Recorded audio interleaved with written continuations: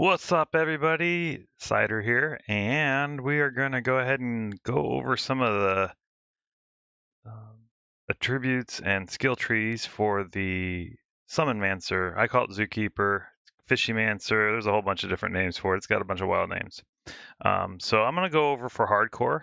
I've seen several videos where they really go off with like softcore, but I'm going for the hardcore. That's what I'm going to be playing. So I'm going to go over kind of what I'm going to be doing, and we're going to start off with just beginning because honestly, when you first start ladder, you don't have anything. You don't have any gear, anything else. I mean, you're just leveling and doing it. You don't have anything to feed it. You don't have a higher level character to pump into. So you're just starting out like you just started a fresh character. And so, anyways, um, for my summoning, the way I do it, I run into Raise Undead. I max out these in this order too. I get 1 point in all of the lower ones, like Revive, Raise Undead Mage, Clay Golem, Blood Golem, Iron Golem. It's just 1 point in these bottom ones. Maxing out Raise Undead or Raise Skeleton. I don't know why it's Wowhead. Wowhead has it listed weird. I don't know what's up with that. But anyways, Raise Skeleton, um, Skeleton Mastery, and Golem Mastery. By maxing these out, it increases your survival, um, and also like the Golem lasts a lot longer. Because honestly, you don't have everything going quite yet. And then I go with Corpse Explosion maxed out, just the one prereq and Teeth, and then max out Corpse Explosion. And then I max out Amplify Damage. I get 1 point in all of these. These are all utilities that are super helpful. Decrepify against like Duriel in Act 2. I try to, because you got to be level 24. So at like 22, I go Weaken, then Terror, and then Decrepify. It's just 1, 1, and 1. And at 24, I have that. And by then, I should be doing Duriel. Um, and Decrepify basically just slows down the mob.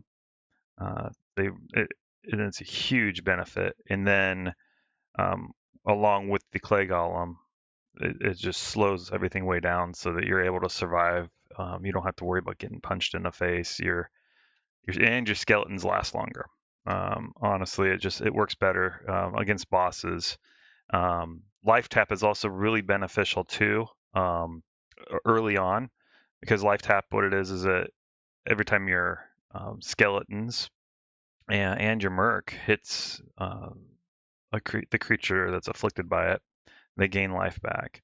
So that's super helpful too early on.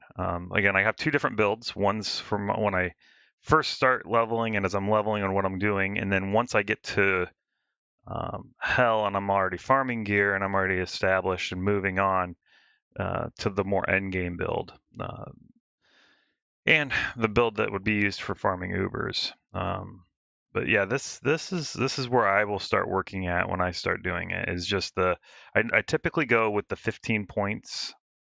I do the clay golem right away at level 6 and get him out, so that helps with the survivability early on.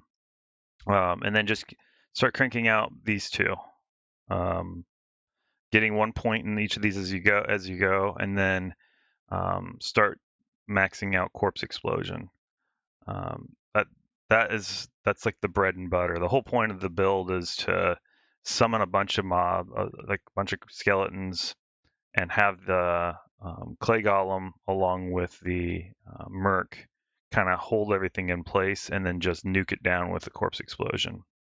And then later on, your merc actually becomes your main DPS through building. So for gear, I just pulled this up. It's pretty close to what I would do, as because this is all like easy stuff to pretty much obtain.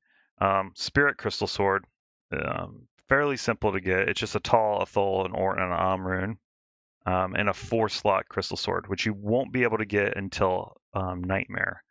Once you beat Bale and Normal, you can probably start farming cows.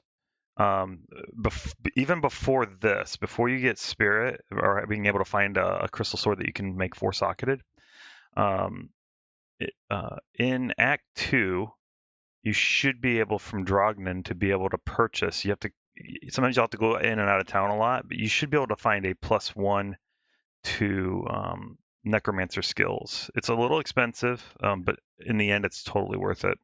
And so that's what I typically will do is I'll go in and out of town quite a bit. Luckily there's a sewer entrance right there that makes it kind of easy to bob back and forth. And then once you farm nightmare cows, just look for any crystal sword, white, or even one that's already socketed, and then because that is the item level that because crystal swords are kind of weird. You start seeing them in Act 3, and then you even see them in Nightmare. But the ones at the lower end only can be max of 3 sockets, and the higher ones can I think be 5 sockets. The quest reward in Act 5, you can take it to the guy, and it says add sockets to um, an item. He'll put the max whatever that item is able to hold. So crystal swords are kind of a weird thing, but they have a low strength requirement, low level requirement, all this other stuff, and they're the first 4 slot you can find. And farming cows, normal cows, is the easiest way to find this. Go find a white crystal sword, take it to the dude. He'll put the 4 sockets in it, and then you just put a tall ethel or an rune in it. And that is an awesome weapon. It gives you +2 to all skills, and it gives you 35% cast rate, FCR, faster cast rate, and gives you mana, about 112 mana, a little bit of magic absorb. Those things kind of don't matter because you're not actually bashing things in, but you do get the 55% FHR, the faster hit recovery, faster cast rate, +2 to all skills is a huge bonus. So go with that. Knights or Ancients Pledge, easy as hell to get because why? You get the runes to make it from Act 5. It's a quest reward. He gives you all 3 of them, so that there's no reason why anybody should not be able to make this. You just need a 3-socketed shield. In this case, a 3-socketed kite shield. It's a raw or a tall rune, but like I said, the guy gives you the quest reward or gives you the items as a quest reward, so you're able to socket those. This one's great. You find a kite shield, and then you just put. If you're playing a paladin, it's freaking amazing. But if I'm doing necromancer right now, so but what Ancient's Pledge is it gives you cold resist, lightning resist, fire resist, poison resist. Boom, like a whole bunch of it too. Like in this case on this shield, 43%, 48%, 48%, 48%. It's just amazing. So if you can find a superior kite shield that has 3 sockets in it, hey, all the better. But even then, same with the superior crystal sword that already has 4 sockets in it. Good luck with that because farming something like that is almost impossible. But even just the regular crystal sword or kite shield in this case, 3-socketed.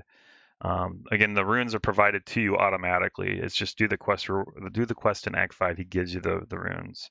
Um, Helmet is lore. It's just an Orton soul, easy as hell to get again. Like starting in Act 2 or maybe Act 3, you find Ort runes fairly common. It's getting the soul rune that can be a little rough, but luckily, if you have a couple good farming spots for runes like Countess and a couple other places, you can be able to make this one fairly easy. You just need to start merging runes and combining them to upgrade them through the Herodic Cube. Another fairly difficult one, but it is possible, is making smoke. The smoke rune word. We'll go back to lore real quick.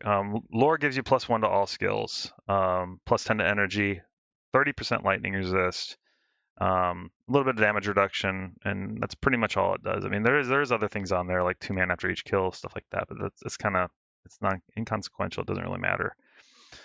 Smoke, the rune word smoke is just faster hit recovery. You get defense versus missiles, so because that's going to be your biggest problem is because at the beginning, like this beginning build, you're not up on the front lines. You're not telestomping. You're not doing these things. So there's not a need for a high amount of block because it's your your mobs, your army on them, and same with your merc and everything else. You're not going to be doing a whole lot. There is on the off on the weapon swap, there is um, a staff with teleport on there, but that's not, honestly, you don't want to use those too much anyway because they have charges. So um, this is just beginning. Um, for a amulet, it's just looking for any of them that have the plus 2 to necromancer skills. If it has faster cast rate, that's great. If it has resistances on it, you want to prioritize cast rate and resistances early on. And I've found quite a bit of these over since this game launched in October. Um, just regularly farming, just out running around. It's pretty easy to come across. You find the +1s early on, pretty frequently in like Act 3, and then Act or sorry, in Nightmare, I think you start finding them as well, pretty easily.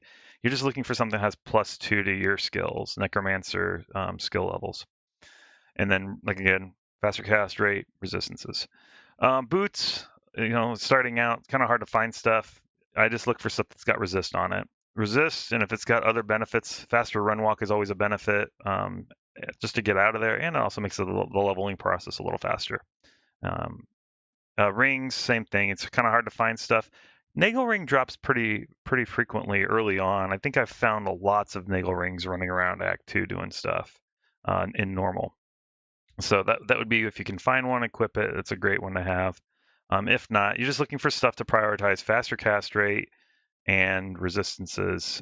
If you find stuff that's also got, like this case here's got life on it, stuff like that would be beneficial to help out. Rune clasp. That's a craftable item. Pretty easy, really easy to make, actually. I'm going to go over that here shortly. I'm going to come back to it. Let me go ahead and do this. Mage Fist, Light Gauntlets. This is a unique. Should be pretty easy to find.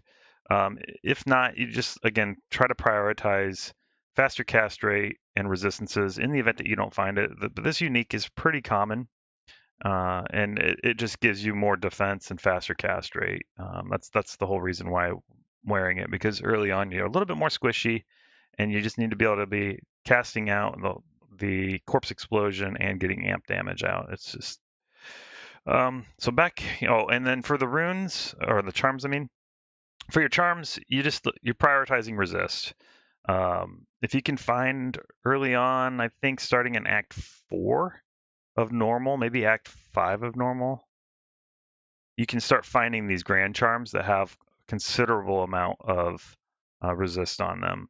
Um, I try to keep it to about, in my mind when I'm leveling, 10% per spot on the bag. So an individual spot, 10%, 10%, 10%.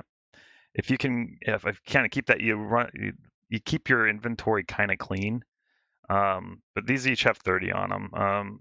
Of course, good luck finding that. But you can find smaller charms that have 10 on them, 12 on them, stuff like that. And so I just keep those in there just to keep the resistances up. It's easy and normal to hit the resistance cap. Nightmare with this build should be fairly easy. But once you get to Hell, it's like you need a crap ton of freaking resist to get it going. In this case here, assuming everything's right, I hit the hit cap here, or not the hit cap, but the resistance cap of 75. Block rate's only 2%. Again, I'm not telestomping with this particular build, so it doesn't really matter. For the weapon swap, I have listed here as a teleport. Just looking for a staff that has teleportation on it. Again, you're not going to be using this too much, but it is a good thing to get. And the reason why is you can start practicing telestomp. Once you have a build that's similar to this, like a bunch of gear that's similar, start practicing telestomping on lower level mobs, or lower level bosses. Go back to Act 1 and go do Countess and work on telestomping on her. Go to Duriel and work on telestomping, because you'll be able to down them pretty easy. And you're not at risk of really doing too much damage to yourself. You're not going to die. But with this particular design, once you swap out, you lose a ton of everything. I mean, let me see here. We're already at um, hit recovery and then max resistances. If you swap out to do your teleport, you're going to have to swap out again. So you lower your cold and poison resist right away. And so again, this isn't something that is designed to carry all the way through the end game. This is just to start farming and getting the higher level gear, being able to consistently go in and do nightmare bosses and stuff like that. Um, for your merc, always. I don't know. Well, there is one build I saw that was kind of interesting. I might toy with that. But I don't know if I'd ever do it in ladder because it's just too risky. But it looks like fun. Um, Act 2 offensive nightmare merc. The desert merc from Act 2. Just choose the offensive one. His aura is so amazing. He has might aura, and it is so amazing for your skeletons. Um, it's just it increases their damage output by a considerable amount. And then equipping him with an insight. You just need a pole arm with 4 slots, and it's a raw, turtle, and soul, which are all pretty easy to get. The soul one is probably the most difficult. The other ones are pretty. You'll already have a raw turtle by the time you can even find a 4-socketed pole arm. You put that in there. That in addition to his might aura, it'll stack as a level 17 meditation aura. That gives you a lot of mana back. It increases your mana gain by a considerable amount. So you're not running yourself out. Corpse explosion, blowing things up, and then being able to also pop off. Let me see here. Handling a lot of stuff at once. Sorry about that. So yeah, having the meditation aura is really good, and plus it's a decent weapon for damage. I mean, it adds 5 to 30 fire damage. He has a little bit critical strike, and adds some magic find on your merc, which is always good because it does add to yours. So if you have a decent amount of magic find, which this particular setup here doesn't. Um, for the helm on him, Talrash's Heraldric Crest, if you can find it, it's a set item. It's just basically looking for the defense and the life, and then resistances, and then a little bit of life steal as well. Super helpful for the merc, so he doesn't get himself killed. Treachery, a shale, a thole, and a limb. The limb rune is going to be your hardest part. Shale is kind of difficult. Thole's fairly easy. That just adds increased attack speed and faster hit recovery. So and some resist. It's really good for early on mercs, just because he is attacking faster. He's able to recover too when he's getting hit because he is basically your tank. He's tanking for you. The whole point of the golem at that point would be to golem acts as a meat shield, but he also is just acting as a slowing, like a buffer to slow things down. All right, so back to the belt, rune clasp. Okay, that's an easy one to make. The easiest way to make it, or the only way to make it, is to use your Heraldric Cube. You need a perfect amethyst. You need any kind of jewel, whether it's the magic, yellow, or unique. As you're leveling, you're going to come across lots of blue jewels, so it doesn't really matter. Use the jewel, and then the item base. It has to be a magical one. So in this case, it would have to be a belt that's blue quality. You can buy them from Charcy. It's super easy. They're really inexpensive at this point. By the time you're able to make this, pretty easy. And then for the belt, you'll need an Ith rune.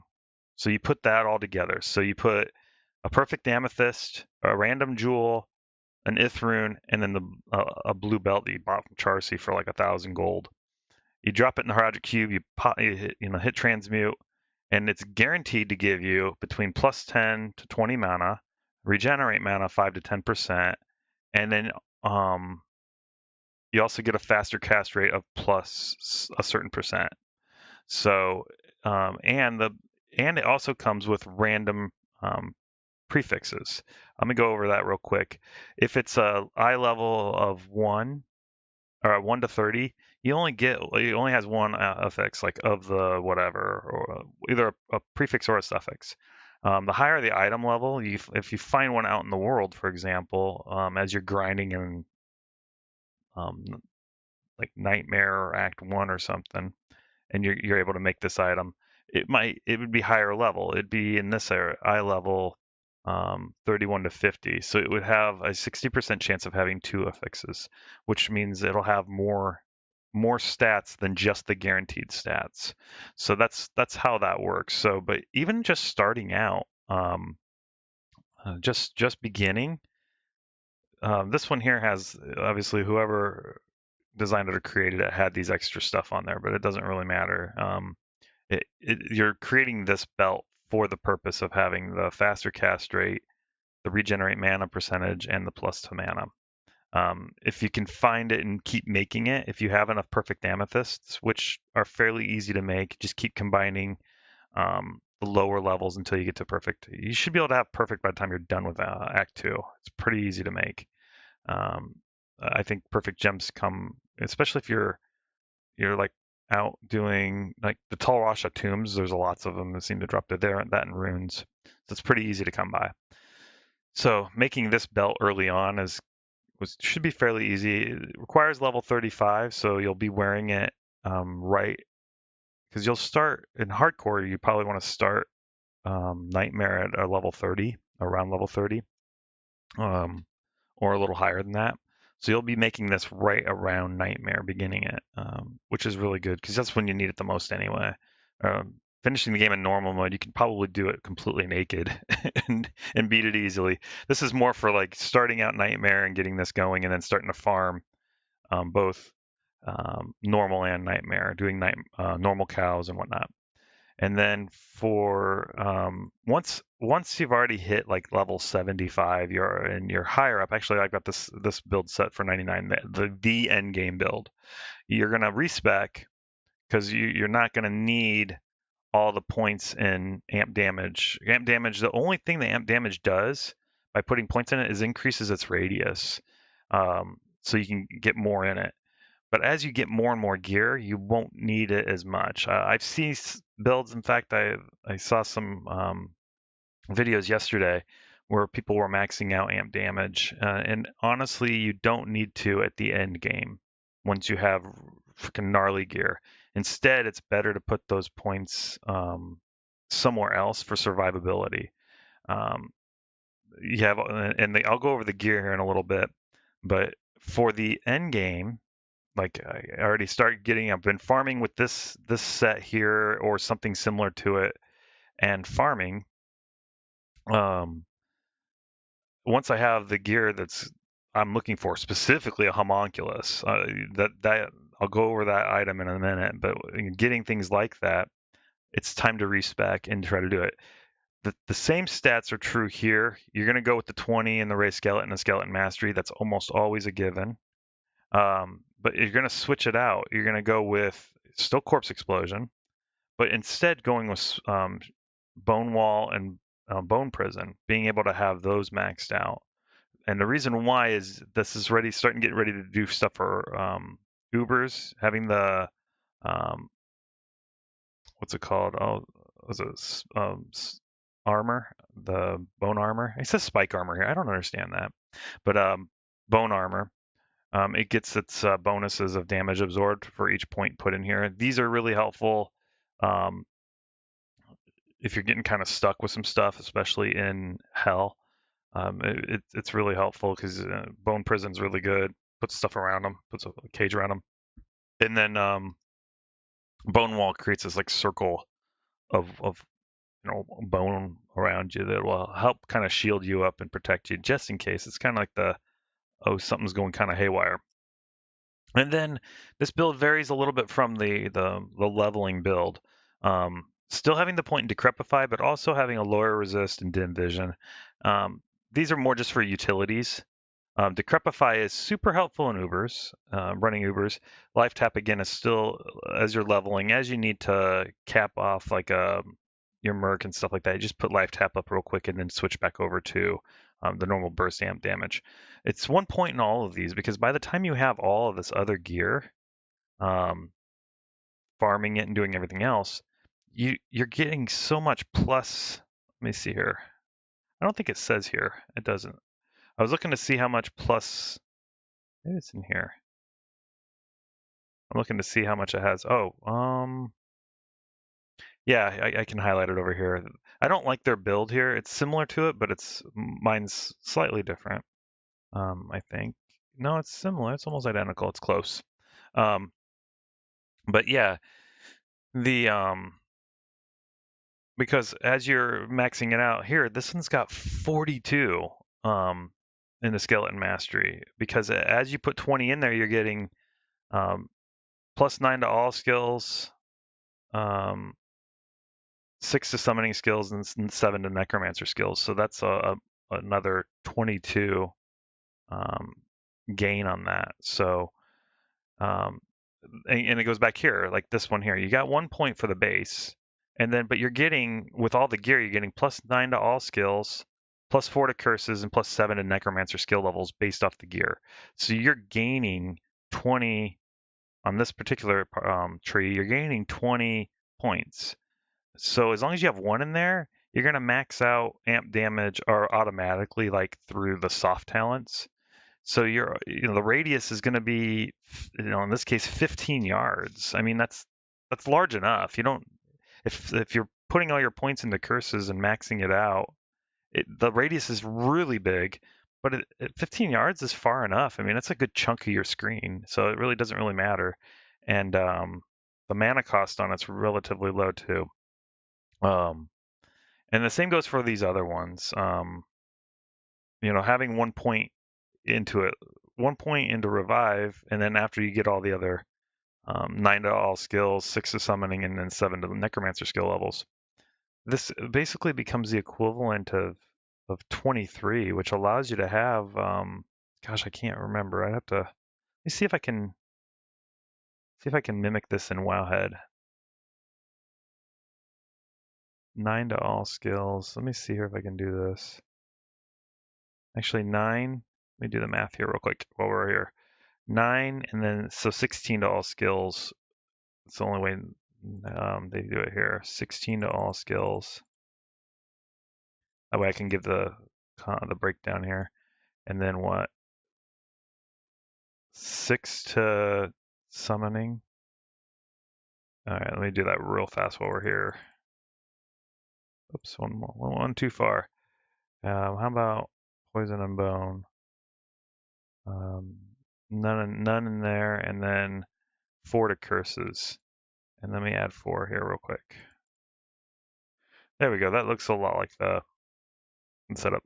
So yeah, as you're doing this with the revive already set up here, you can have quite a bit. It doesn't tell me how many I can have. That's really weird. Huh. But yeah, the revive will allow you to pop up a bunch of monsters to fight for you, which is really helpful for Ubers. You go get a bunch of those big giant dudes, the Udars or whatever, however you pronounce it, in the River of Flame. They also spawn in a couple other spots like the Harem. They're commonly found. The first time you see them is Act 2 in the Harem. So they're big. They're like these Goliath dudes.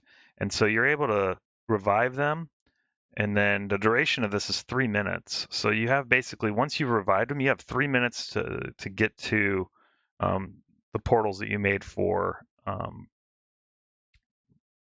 Ubers.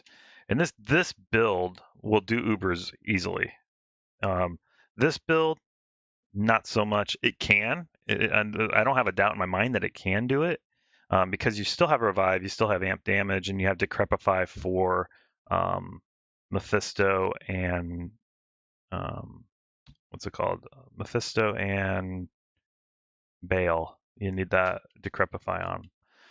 So it is possible to do it with this build, but I personally wouldn't. I would go with the survivability, being able to have Bone Prison and Bone Wall to be able to go farm a little bit more easier. Plus, adding that little bit extra for Bone Spear as well, it just adds a little bit of damage, so you're actually being more active.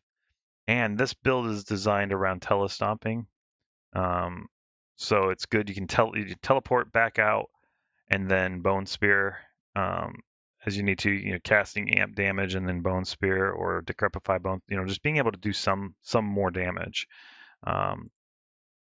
it's built around that. It's something to do. Now for this one, it's slightly different for the gear. Yeah, obviously, you have a Hodo, Heart of the Oak. These are all hard to get. I mean, on this one, it's a Kovex, Pull, and Thul. Thul is the easiest to get, like out of all those runes. It's not the easiest rune to get by no means, but it is the easiest in this rune word. These things are a little bit more challenging to get. So this is designed for the person that is using that other farming build, using the farming gear to go out and then hit up and get runes. So that you can make these items. Obviously, a Shaco, the Harlequin Quest with a burr um, in it to give you the benefits there, and then making the entropy emblem. It's another craftable item. It gives you +2 to necromancer skill rates. This one's a challenge to make, but it's possible. Getting the homunculus, back to that, which I mentioned earlier. The homunculus is hands down, it is absolutely necessary. Like the build does not function well. Telestomping does not function well without a homunculus. I mean, I'm sure there are alternative um, pieces that you can, equip, but nothing compares to the homunculus. And the reason why is the 72% chance to block right out the gate. It gives you a 40% increased chance of blocking natively on it, and then you can put like a shale, or you can find a nice jewel that has the increasing blocking. That way, it increases out your block chance and caps it at 75. You absolutely need this for telestomping because you're going right next to the boss, and if you're super squishy, you're gonna get punked. And in hardcore, that's game over. You're done. So, um, Enigma also, it's a hefty one to find. Jaw and Burr are really challenging to find for runes. Um, by no means impossible, but you're gonna have to be using the farming to find a bunch of them. So it's easier to wait and start making these before you respec. But again, this is rune word, grinding to go find, which you can find it in Nightmare Act 3. It has a higher chance of dropping in Nightmare Act 3. There's some, like the Flare Dungeon has a higher chance to drop. There's a drop rate calculator based on data gained from everywhere. So it's not totally random. Certain items do tend to drop higher in different areas. I used to have it. I don't know where it is now. I used to link it on my Twitch profile. It's no longer there. I did remove it. I had to make way for some other stuff, but I can try to locate it if somebody's interested in it. Um, I'll do offhand later, or not offhand, but weapon swap.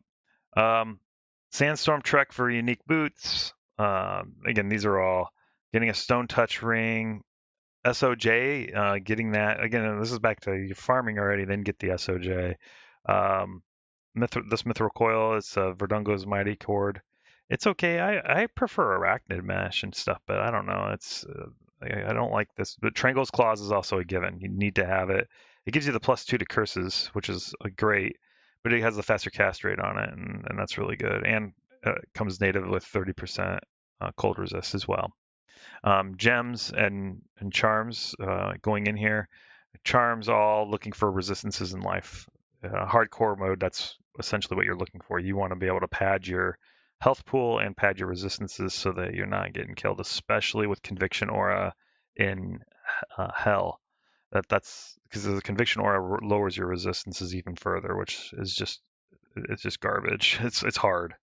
Um, and then looking for anything that has summoning skills on it and life, summoning skills, life, summoning skills, resistance if you can find it, and faster hit recovery or faster cast rate. Try to hit those breakpoints. For weapon swapping, it's Call to Arms is necessary. It's a 5-socket crystal sword, which you can find in the later parts of Nightmare, and still a spirit monarch in your offhand, just for the resistances, because this is where you're going to be telestomping. Enigma is what allows you to teleport, by the way. In case you're watching, you've never played the class before. it gives you the +1 to teleport. And awesome part about it is Enigma works for all classes. I mean, you could put on an Enigma and it automatically gives you a 1 to teleport. It's not a charged item. It is literally the skill. Um, and so in the weapon swap, you have call to arms. The reason why is it gives you 6 to battle orders, which will increase your as you weapon swap. It'll give you that option to be able to use it in your skill trees or in your skill abilities. And that way you can buff up your merc, you can buff up your golem, you can buff up um, your minions. And so that's really beneficial. It's definitely needed, especially for doing Ubers. You're able to weapon swap, give the battle orders out, especially for the resed orders, and then roll with that. And it's good. Now for the Merc, still the same thing. Act 2 offensive nightmare Merc from the desert Merc, the offensive Merc. But this time going with an infinity, which is a lot more difficult to get. It's actually pretty insane to build. But by the time you're able to make this, you've been farming with that other set for a while, so you should be able to track down the items and the runes necessary to make it. Because infinity is by far the best. It prevents monster heal, which doing Ubers is huge because they heal for like 6k a tick. All 3 of the bosses they heal for 6k a tick. Also, 40% chance of CB, crushing blows, super huge for those bosses because it is a chunk of damage and it takes a while for them to get down. So he's hitting harder. It is the conviction aura too when he's equipped. So when he's walking around, he's instantly lowering the resistances, even into the negative resistances, um, which is really helpful with conviction aura. Which is again, the resistances are helpful. Lowering it to below 0 is really helpful. And then he casts chain lightning when he kills an enemy and all these other things. But it's the use for it is for the conviction aura, the faster run walk, damage increase. It's the infinity by far for an Act 2 Desert Merc. Once you're at the end game is better. And then what you would do instead of using the Stone Golem is you should by farming all these runes, you would have enough to make an Insight. And so you make an Insight Iron Golem. You make the Insight, throw it on the ground, and then make Iron Golem out of that. And then that gives you the meditation aura as well. So that's the way to roll with this one. Because by then you've already got your farm going. You're able to track down and this stuff clears shit really fast. I mean, you just blaze through things. Andariel's Visage, it's a given in this build. And the reason why is it's got the poison resist on there, and it's got the life steal, and which is really helpful. And then treachery for the Merc's gear. That's just because it has a 45% increase attack speed, so the Merc's just swinging incredibly fast. It increases. It's to the second best breakpoint for his jab ability. So I mean, he's doing the jab a lot more frequently, and it's quick. So I mean, it's great. So anyways, for stats, I'll go into that here in a little. Actually, I can do that now. For stats on both builds, I forgot to do it in the other one. The farming build, the dexterity, it is kind of needed. But I don't typically put points in dexterity for the farming build because your block rate is inherently low to begin with. So there's no by dumping all the points in dexterity, you're really gimping your health pool. So, and if you're just farming, you're typically going to try to farm easy stuff. You're not going to be farming in complex things. So the block rate is kind of not needed unless you are out there farming really hard stuff, and then you probably would sacrifice some health for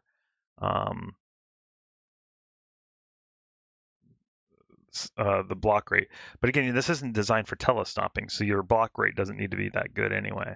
With this build, your block rate needs to be at the 75% cap, and the reason for it is you're teleporting to the boss with all of your mobs your minions, and then backing away from the boss by a half a screen or so, so that they're all focused on the boss. So that is absolutely 100% needed, because if you teleport to a nightmare, or just, yeah, let's say teleport to a nightmare Bale, you're gonna get your ass kicked if you don't want to have the block rate. You don't have the things going. You're teleporting to uh, Nightmare Duriel or whatever. So it is an absolute need for this build. But this one's designed for that end game, running and easily farming and farming Ubers and hit everything else. So it's not too bad. So anyhow, um, and then for, like I said, I went over the gems, and then these, Hellfire Torch, you're gonna have to farm Ubers for that anyway, and the Annihilus or Annie, you're gonna have to farm for that anyway. So the farming gear, you should be able to get an Annihilus, I think. Let me think, maybe.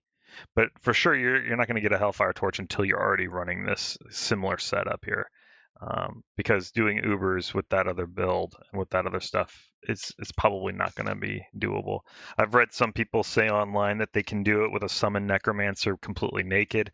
I call bullshit, but I guess it's possible. I'd love to see a video of somebody completely doing it naked. But anyways, that's a different story for a different day. But yeah, that's the build. The builds for what I'm doing. You had the two different ones. One's the farming build that's starting out. You're just getting going, and then once you start having some of this gear, namely the homunculus. Once you get the homunculus, if you're farming it, um, yeah, that's hands down. That is the item to seek. If you're looking for an item to get first for building, I think any necromancer, honestly, not just the summoner, but um, yeah, it's just because of the block rate is insanely high, and that just increases your survivability. The other stuff is great too. It's got regenerate mana 33%, which is pretty busted, and it's the +2 to curses and +2 to necromancer skill levels as well. So definitely going with those for the end game, but for the early on, your block rate's going to suck anyway. So there's not much you can do about it. But start looking for the areas where you can find this at higher. There are spreadsheets online. If I can find it, I do have one that was ran from the data gathered over the last like 6 months of drop rates and where things are. So if I can find that one, I will post it in my Discord. That will help people out. But until then, this is going to be the build I run with right away. Come Thursday night, start building up the Ray skeleton, skeleton mastery, corpse explosion, and working on decrepify, and then starting to max out the other stuff as I go. Once I get to the, and then building these easy find items, building spirit, building lore, building smoke, building ancient's pledge, getting those going so that I have a decent amount of. Let me see here. Let me see what the math is on that. Yeah, that'll give me +3 to, like, by having this set up, I got +3 to all skills and +2 to necromancer skill levels. So I mean that's a +5 just starting out. These are all easy to get too. I mean, nothing in here is hard, um, and so that'll be helpful.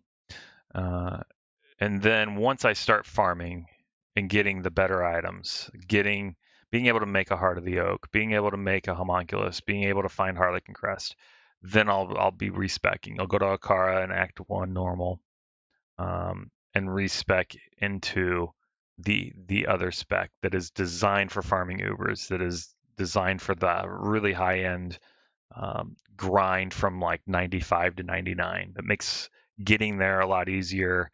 It's not as painful. Definitely the risk of death is a lot lower, because that grind from like 97 to 99 is hell. It is just it is so painful. It takes forever. The amount of XP needed is ridiculous. So, um, getting that early gear is definitely necessary. And again, these are all things that can be made, or found fairly easy. I mean, looking for rings that have faster cast rate and resistances on it is pretty easy. You find a lot of those as you're leveling. So just looking for those pieces in there that will make your life a little easier while leveling. And then once you get to like 75-ish and you're starting to go through hell, you'll be looking at having that other gear set that I already have. So, with that all said, prioritizing faster cast rate, prioritizing health, prioritizing resistances early on. Don't concern yourself too much with block rate. I've seen lots of videos where they say that Summon Mancer needs to focus on block rate. It is not needed until you are ready to start telestomping things. Until then, don't waste your points in dexterity. Put your points in vitality and keep your ass alive. Don't worry about the block rate because you're not on the front lines. Your minions are, your Merc is, and your Golem is. So I mean, you're not anywhere near the front lines. You don't have to worry about getting hit by things. So once you get to the end game, yeah, your block rate needs to be 75% capped because you are teleporting on top of a boss. But until then, until you're ready for that, you don't need those points in dexterity. I can't stress that enough. I don't understand why people would say that because it's ridiculous. It's wasting points. And then keeping your butt alive is the more important. So the vitality gives you that health pool, so you can get out of there, and then you can also getting your rejuves and all those other things. So that's the beneficial thing for it. So all said, I hope this has been an educational opportunity. Hopefully I am able to share this information, my knowledge of the class for people so we can get ready for Thursday. That's less than 24 hours away, actually a little over 24 hours away, 26 hours away or something like that. So we're getting ready. I'm going to go ahead and end this stream here. If you have questions, if you're watching this and you're watching it on replay, don't hesitate to hit me up on Discord. I love them. I love both the Necromancer and the Paladin class. I was weighing it out all day yesterday and the day before. Which class do I want to go with? And testing out a few other builds that I've never tried before, but beforehand. And honestly, I'm going to stick with what I know works instead of following either different guides on Wowhead or across the internet. I'm going to stick with the builds that I do know will get the job done and keep me alive in hardcore. Again, if you have questions about it, I'm always here. I'm super friendly and I don't mind answering. So hit me up in Discord. And if you're new, follow me on any whatever platform you're watching, Twitch, YouTube, Facebook, but definitely hit me up in Discord. My Discord information is in all my different profiles for all the platforms. And so I am here to be able to help. And if I can, I will. And I look forward to seeing you guys here on Ladder in like 24 hours. I'm probably not going to stream tonight. I'm probably going to get a lot of rest because I think once Ladder launches, I am not sleeping pretty much the entire weekend. So we will see how this works out.